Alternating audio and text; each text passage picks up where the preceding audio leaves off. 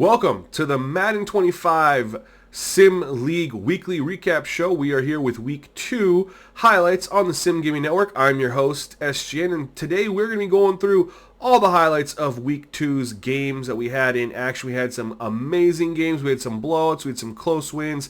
It was overall a very exciting and fun week in the Madden 25 Sim League that we are running. As always, make sure you are paying attention to the Discord and my YouTube channel, as I will be posting links for the games that are streamed as much as I can. Everyone else is posting links as well, so you have the option to watch every single one of these games live on Twitch and YouTube if you choose, and it has been fun and exciting, and I recommend you get in on the action. Without further ado, let's dive into this week's highlights. And let's head down to Miami, where the Bills are facing off against the Dolphins in an early Week 2 AFC East matchup. Starting things off, Josh Allen, he's going to throw an interception early on in the first quarter, setting Miami up in great field position. Josh Allen struggled all game. The Bills would hold the Dolphins to 3. Allen driving with the football again in the first quarter. He's going to play action, and he's going to throw another interception, throwing 2 interceptions in the first quarter to give the Dolphins a great head start in the game. But Tua's going to go back and throw an interception right away, giving the Bills great field possession yet again. This was a very sloppy game from both of these teams down in South Florida. Lots of turnovers, a lot of defense. We're going to go ahead and pick things up later on in the game. Fourth quarter, Buffalo's up 20-16. Tua's got a 3rd and 10 if he wants to keep this game alive, and he's going to drop back. He's going to go over the top to his wide receiver. That's not Tyreek Hill. That's Braxton Berrios beating the defense deep to give the Dolphins a 3-point advantage. But you got Josh Allen with a chance to tie, but he's going to throw his 3rd interception of the game, and this one's going to be returned to the house for a touchdown. Miami's going to go ahead and win this one 30-20 in a very poor game from Josh Allen, as the Bills had 100 yards of offense more than the Dolphins, but those 3 turnovers would do them in. The Saints head down to Dallas and get a loss handed to them 27-16. Tampa Bay squeaks by Detroit 20-17. Detroit had that rare negative rush yard game that's tough to win when you do that. Green Bay dominated Indianapolis in Lambeau 52-28. It was all Green Bay offensively with the touchdowns. Titans versus Jets.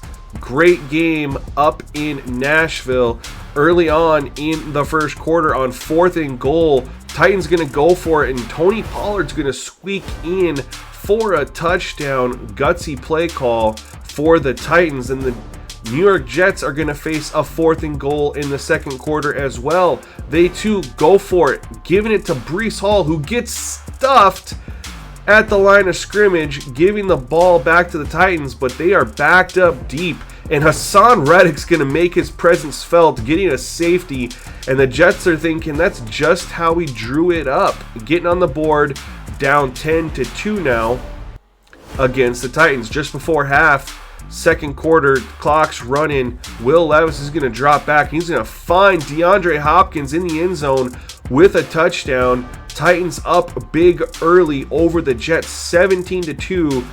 Going into half, Jets have not found any offense, but early in the third quarter, Jets with their first possession in the second half, and Rodgers is going to drop back. He's going to find his tight end for a touchdown, finally getting offensive points for the Jets as Aaron Rodgers finds his guy Jeremy Ruckert in the end zone. After a field goal from the Titans, Aaron Rodgers is going to drop back right before the end of the third quarter. He's going to rainbow one up deep into the end zone, and he's going to find himself a touchdown from not a wide receiver. That's his backup running back, Braylon Allen, making a great catch in the back of the end zone. We got to take another look at that one. Whenever a running back goes out there and makes a play you'd expect from a wide receiver, you definitely got to check out the rainbow arc from Aaron Rodgers on this ball, that Braylon Allen makes a play in the end zone right before the end of the quarter. Jets would go on to score another touchdown, going up 24-20, and Will Levis has a 4th and 18, needs a touchdown to score. Sauce Gardner makes a play, and the Jets are going to come back from 17-2 to beat the Titans 24-20. 3 turnovers for the Jets is what really kept the Titans in this game. Seattle goes up to New England and gets absolutely smacked 24-7. Unexpected score there. The Raiders played the Baltimore Ravens tough, but they ended up losing 14-21 in a very evenly matched game. Our game of the week was the 49ers versus the Vikings up in Minnesota. Minnesota scored right away, drove down the field, and 49ers are going to have their first chance to answer. Brock Purdy's going to play action. He's going to throw it. He's going to find his guy. That's Brandon Ayuk coming across the field, scoring a touchdown to even the score, 7 apiece. Brock Purdy was going to have himself a day against this Minnesota Vikings defense. But Sam Darnold, he's going to have his chance to answer, tied up 7 apiece, and he's going to find Addison on the crosser, and he's going to sprint towards the end zone, barely gets in before getting tackled, and the Vikings go back up 14-7 early in the second quarter. 49ers with the ball. Brock Purdy with 2nd and 7. He's going to move CMC into motion to spread him out wide. He's going to drop back. He's going to run, and he's going to throw an interception. That's Stephon Gilmore. Not quite what he once was, but he's still pretty dang good. He's going to get the football all the way down to the 9-yard line for the Vikings, who could only come away with 3 before giving the ball back to Brock Purdy, who is staying aggressive. That aggression definitely hurt him before, but this time he's going to fake it to CMC, and he's going to drop back and throw a deep ball over the middle. That's Deebo Samuel with a score. What a catch, what a run, what a play. 49ers right back in at 14-17. Vikings couldn't do anything on their next possession. The 49ers, they're going to go ahead. They're going to say, hey, play action's been working. Let's find our tight end out of the backfield, streaking down the middle, uncovered. And that wasn't George Kittle. That was not the tight end you'd expect to have happen. That was Eric Saubert with the huge play. And the 49ers are up 21-20. In the third quarter now, close game. Brock Purdy's going to drop back on 2nd and 13. He's going to rainbow one deep to Jawan Jennings, who gets in on the action. That's Brock Purdy's 4th touchdown of the day.